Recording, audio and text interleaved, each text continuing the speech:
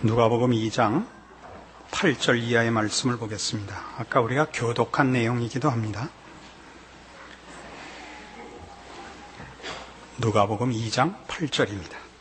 그 지경에 목자들이 밖에서 밤에 자기 양떼를 지키더니 주의 사자가 곁에 서고 주의 영광이 저희를 두루 비추매 크게 무서워하는지라. 천사가 이르되 무서워 말라. 보라, 내가 온 백성에게 미칠 큰 기쁨의 좋은 소식을 너희에게 전하노라. 오늘날 다윗의 동네에 너희를 위해 구주가 나셨으니 곧 그리스도 주시니라. 너희가 가서 강보에 쌓여 구유에 누인 아기를 보리니 이것이 너희에게 표적이니라 하더니 호련히 허다한 천군이 그 천사와 함께 있어 하나님을 찬송하여 가로되 지극히 높은 곳에서는 하나님께 영광이요 땅에서는 기뻐하심을 입은 사람들 중에 평화로다 하니라.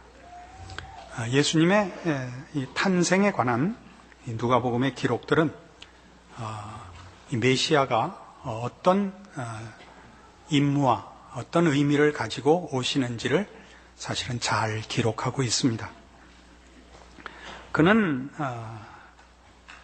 말구유에서 태어났고 그의 탄생을 축하하러 온 손님들은 3명의 동방박사도 있었지만 대표적으로는 이 밤에 양떼를 지키던 목자들입니다. 당시 가장 비천한 그 형편에 처한 사람들이었습니다.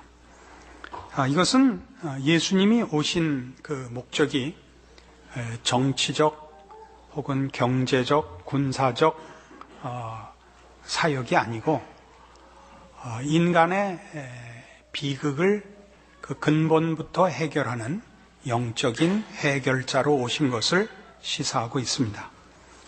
이런 내용은 마태복음 9장에 가시면 마태복음 9장 1절 예수께서 배에 오르사 건너가 본 동네에 이르시니 침상에 누운 중풍병자를 사람들이 데리고 오거늘 예수께서 저희의 믿음을 보시고 중풍병자에 이르시되 소자에 안심하라 네 죄사함을 받았느니라.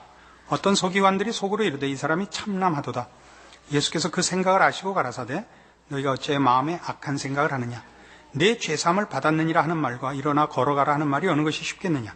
그러나 인자가 세상에서 죄를 사는 권세가 있는 줄을 너희로 알게 하려 하노라 하시고 중풍병자에 이르시되 일어나 네 침상을 가지고 집으로 가라 하시니 그가 일어나 집으로 돌아갔다. 이렇게 되어 있습니다.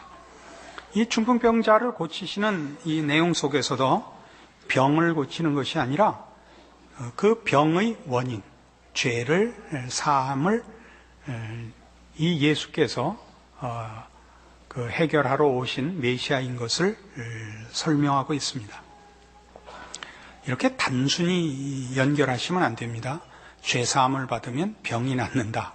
그렇게 간단한 얘기가 아니고 병을 고침으로 아까 목자들이 예수님의 탄생에 찾아온 것과 같이 우리가 가지는 인류의 비극의 원인을 해결하러 오신 분이라는 측면의 설명인 것입니다. 그래서 우리 성탄절이 되면 주로 하는 기원이기도 하고 또 평상시에 우리 예수 믿는 사람들이 가지는 그래서 보편적인 기원이기도 한 것, 예수 잘 믿고 모두가 사랑을 실천해서 평화가 이 땅 위에 임하기를 바라는 이런 소원들은 사실 성경적인 설명을 뒤쫓아가 보면 그런 식의 소원은 굉장히 여러 그 차원을 꿰뚫어야 되는 단순한 기원으로서는 불가능한 기원이라는 것을 알게 됩니다. 예수님은 인간의 죄를 해결하기 위하여 맞아 증상을 해결하러 온 것이 아니라 병을 해결하러, 그러니까 그 근본 원인을 해결하러 오셨기 때문에 말하자면 로마의 황제가 되시지 않고 십자가를 지시고 돌아가셨던 것입니다. 그리고 그 죽음을 위하여 지금 여기 탄생하신 것입니다. 그러니까 우리 모든 신자들은 예수 그리스도로 인하여 구원을 얻은 자요, 예수 그리스도의 십자가의 뒤를 잇는 자로 성탄을 맞으며 그 신앙생활을 이해하고 또 실천할 책임을 가지고 있습니다. 이 문제를 우리가 가지는 신앙의 열심이나 진실함과 또는 그것으로 인한 파급 효과가 이 세상을 고쳐내리라 라는 기대들을 자주 합니다. 성탄절 메시지에 언제나 그 대표적인 종교계의 지도자들이 나와서 이 땅 위의 평화를 기원하고 있습니다. 그것은 상당히 깊은 의미의 이야기입니다. 간단하게 예수 믿고 서로 욕심을 버리면 된다는 식의 단순하고 피상적인 기원을 하고 있는 것은 아닙니다. 왜냐하면 고린도 후서 5장으로 좀 가보시죠.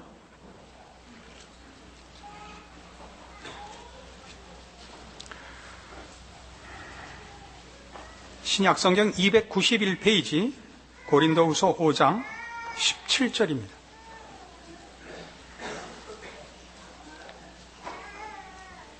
그 아이들 우는 걸 너무 신경 쓰지 마십시오.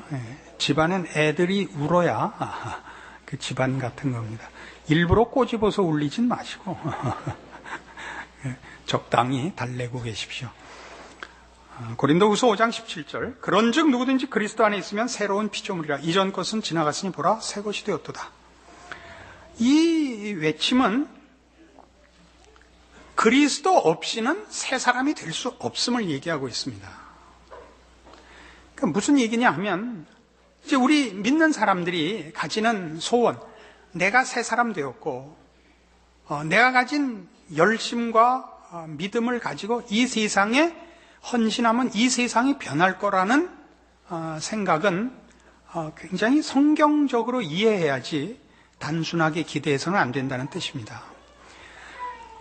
내가 아무리 신자답고 헌신적이고 희생적으로 내 시대와 사회에 봉사를 해도 이 시대와 사회는 변하지 않습니다.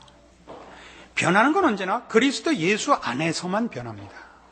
그러니까 우리가 가지는 변화에 대한 소원이나 기대나 믿음은 내가 하나님의 사람으로 살 때 나를 통하여 역사하시는 하나님의 은혜가 그리스도 예수 그리스도의 구속 사역을 누구에게 결실시킴으로 일어나는 한 영혼의 회복으로의 변화이지 환경과 조건과 증상이 변하는 일에 신앙이라는 것이 쓸모가 있지는 않습니다. 거기에다 기대를 거시면 안 됩니다. 우리는 지금 어느 시대나 그랬다시피 이 세상을 살아나가는 동안 인류 역사는 어느 시대고 평화로운 때는 없었습니다. 무슨 1차적인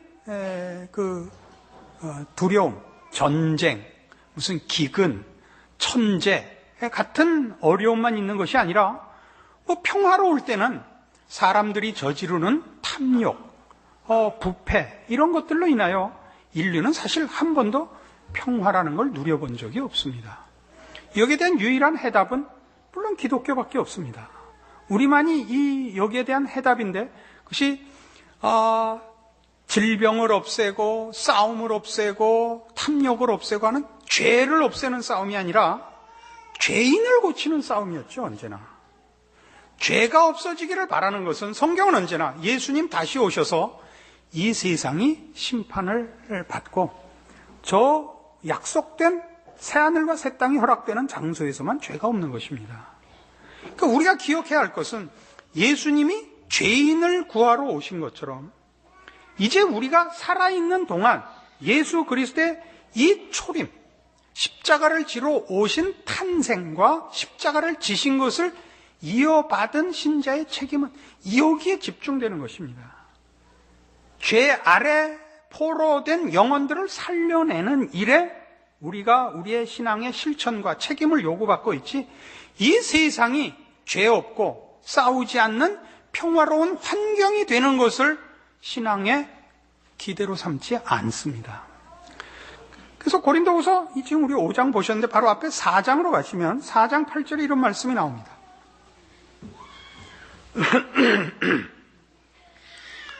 우리가 사방으로 우겨싸움을 당하여도 쌓이지 아니하며 답답한 일을 당하여도 낙심하지 아니하며 핍박을 받아도 버림받지 아니하며 거꾸로 뜨림을 당하여도 망하지 아니하고 우리가 항상 예수 죽인 것을 몸에 짊어지면 예수의 생명도 우리 몸에 나타나게 하려 함이라. 우리 산자가 항상 예수를 위해 죽음에 넘기움은 예수의 생명이 또한 우리 죽을 육체에 나타나게 하려 함이니라. 그런즉 사망은 우리 안에서 역사하고 생명은 너희 안에서 하느니라.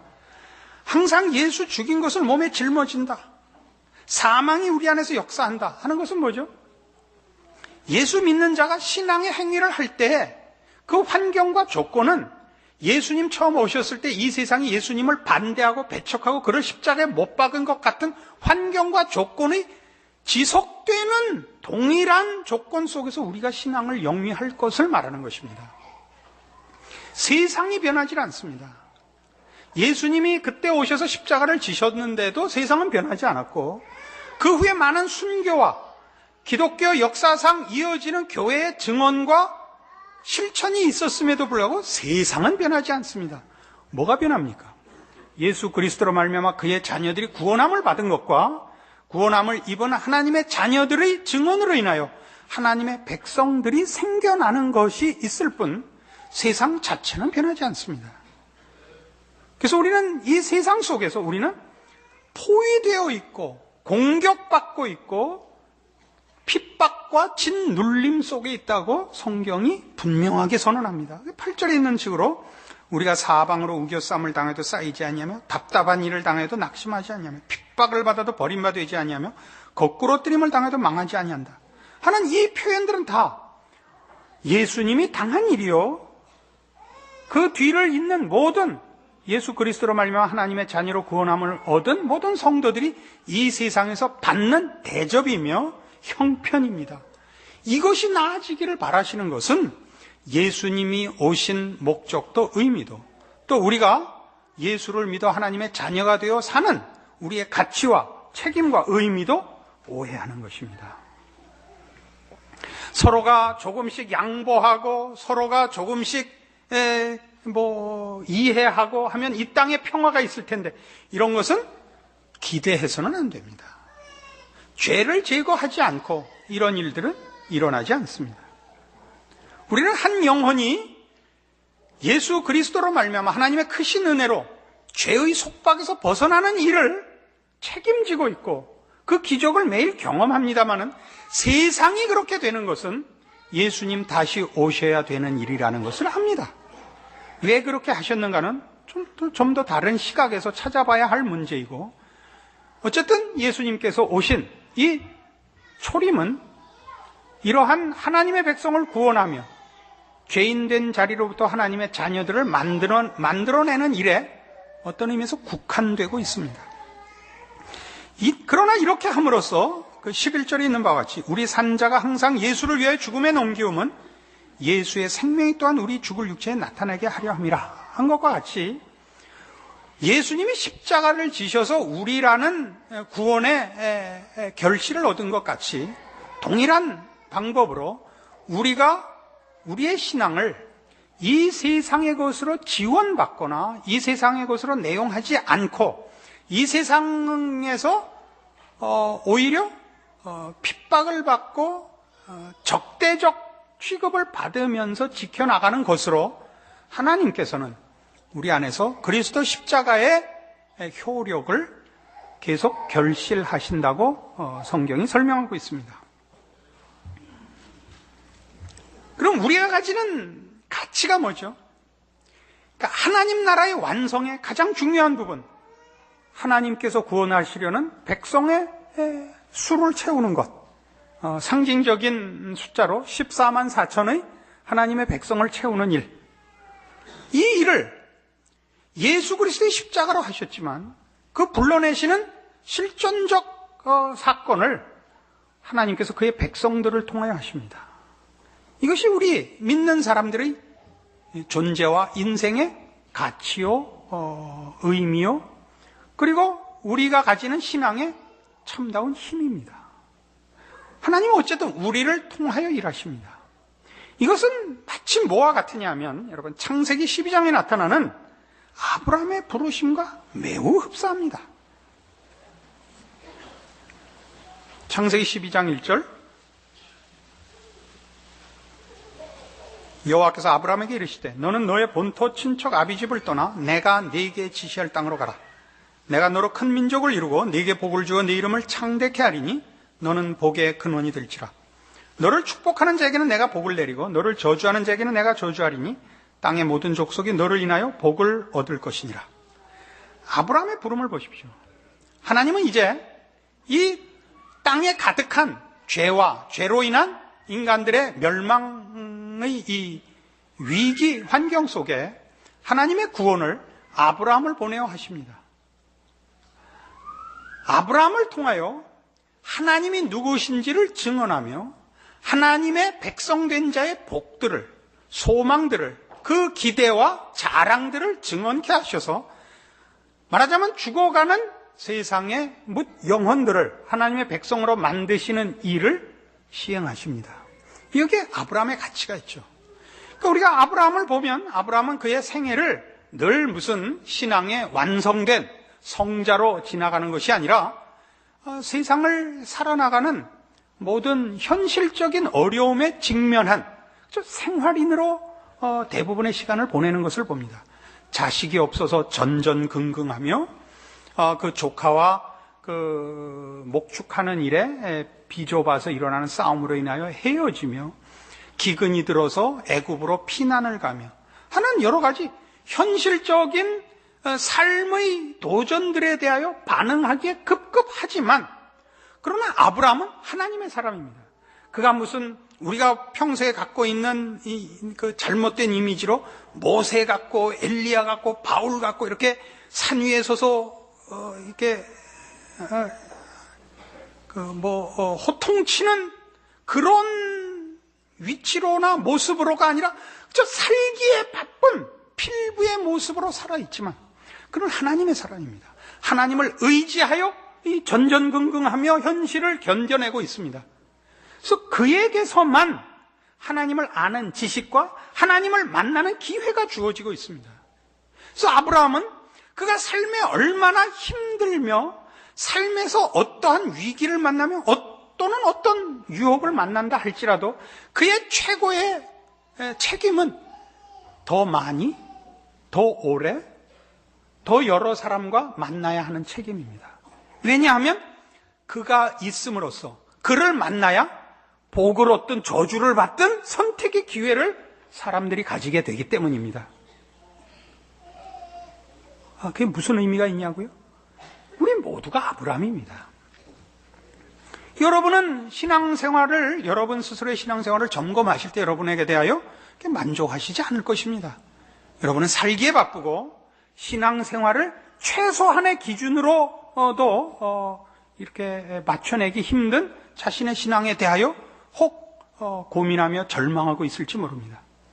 더 멋진 신앙생활을 하기 전에는 나는 잠시 교회를 떠났다 올 거라든가 또는 더 큰 하나님의 일꾼이 되기 위해요 잠시 모든 것을 버리고 또 산속에 들어가 3년 있다 나오겠다든가 하는 식의 그 생각들을 가지고 있을지 모릅니다. 그러나 성경이 증언하는 것은 여러분이 더 훌륭하고 덜 훌륭하고 이전에 하나님의 자녀는 그 자체로 이미 아브라함의 사명과 의미와 가치를 가지는 것입니다. 여러분의 고민도 하나님을 아는 자의 고민이요. 여러분의 실패도 하나님을 아는 자의 실패요. 여러분의 성공이나 형통도 하나님의 은혜 아래서의 형통과 성공이라는 것으로 여러분은 늘 복의 근원입니다. 여러분의 성공과 실패가 상대방에게 영향을 미치는 것이 아니라 여러분이 하나님 앞에 있고 하나님과 관계되어 있다는 것으로 쓸모가 있습니다. 그래서 여러분이 하셔야 되는 가장 중요한 일은 뭐냐면 하나님의 사람으로 나의 인생과 존재의 가치가 얼마나 중요한가를 이해하는 것입니다. 여러분의 한숨과 고민과 절망과 혹 답답함에도 불구하고 그 모든 것에도 불구하고 여러분만이 말하자면 예수 그리스도의 십자가의 가치와 기적을 이어가는 기회요, 증인이요, 안내자요, 무슨 그런 중요한 실마리인 것입니다. 여기에 성탄을 맞는 우리의 감사가 있습니다. 우리의 못난 것에도 불구하고 하나님이 나를 통하여 일하시며 발언하시며 증언하시며 한 생명을 일깨우시는 존재로 내가 서 있는 것입니다. 나를 축복하는 자가 복을 받고 나를 저주하는 자가 저주를 받는 것입니다. 물론 이런 의미는 아닙니다. 나 하나님 믿는 사람인데 나한테 까불면 너 혼나 이런 개념은 아닙니다. 머리큐 2자리 때 얘기죠. 그러니까 우리의 신앙이라는 것도 내가 훌륭해져서 하나님의 일꾼이 되고 내가 실패하면 하나님이 실패하고 하는 감상에서는 일단 벗어나셔야 됩니다. 믿는다는 것, 하나님의 자녀가 된다는 건 그것 자체로 이미 무한한 특권을 가지고 있는 것이라는 이해와 그래서 감사가 있어야 됩니다. 이 이해가 여러분에게 생기면 여러분은 여러분의 신자된 존재의 가치를 아시게 될 것이요, 여러분의 그 사소하고 보잘것없는 삶이 얼마나 큰 것인가를 확인하게 됩니다. 우리는 마치 오병이어의 기적을 일으키셨을 때 그 소년이 가져온 5개의 콜라병과 2개의 고기겠죠. 뭐 예전에야 보리떡 5개였겠습니다만 요새는 누가 또 보리떡 먹나요? 콜라로 하십시다. 하나님이 그것으로 5,000명을 먹이고 12광주리를 남기시는 것입니다. 주님의 오심은 우리를 죄와 사망에서부터 구원하셨을 뿐만 아니라 그 구원과 영원한 소망과 복된 것들을 우리를 통하여 일하신다는 사실로도 우리는 놀라는 것입니다. 예수 그리스도의 오심 이후에 태어나는 모든 성도들은 이제 그의 십자가에 참여하되 그것은 자신의 구원과 복락을 위해서뿐 아니라 그리스도께서 얼마든지 부르시는 구원과 복된 축복으로의 부름에 이제 우리가 협력자로, 증인으로, 안내자로, 수종드는 일꾼으로 서게 됐다는 사실로의 기쁨입니다.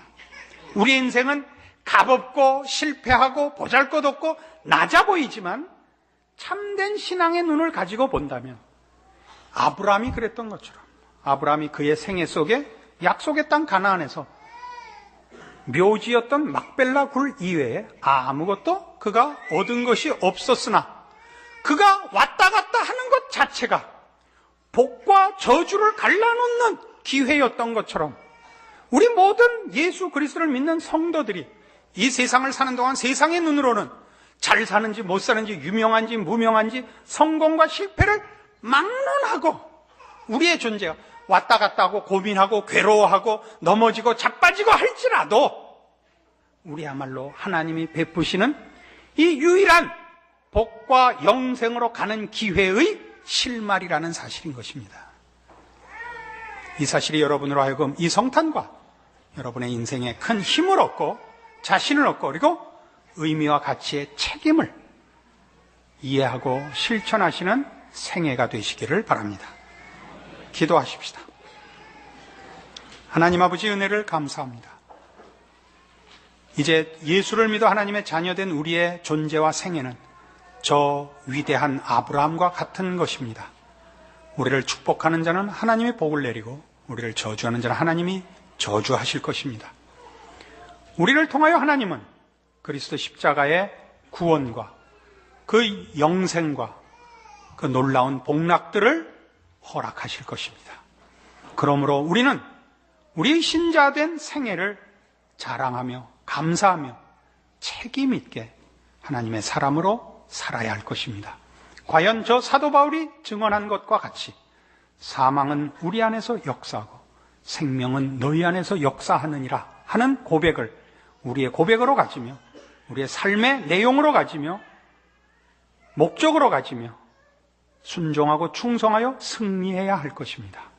주의 오심을 기뻐하며 주로 인한 구원과 하나님의 자녀 되었고 그 십자가를 이어가는 하나님의 일꾼된 것을 감사하는 감사로 오늘 여기 주의 말씀으로 확인받은 모든 주의 성도들의 심령과 인생을 주께서 베푸시는 은혜와 허락하시는 힘으로 다시 굳게 하사 저들을 통하여 이 시대를, 이 나라를 소망 있게 하여